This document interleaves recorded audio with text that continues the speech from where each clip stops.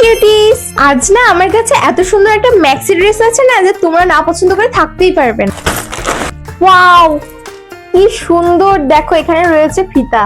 Wow, just amazing. এটা হচ্ছে পেছনে, এটা হচ্ছে সামনে। তো চলো আগে আমি তাতে পরে আসি।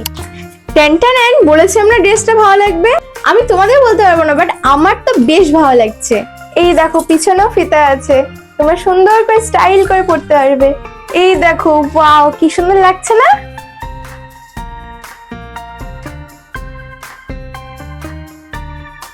চলো এবার বলো তো আমাকে কেমন লাগছে।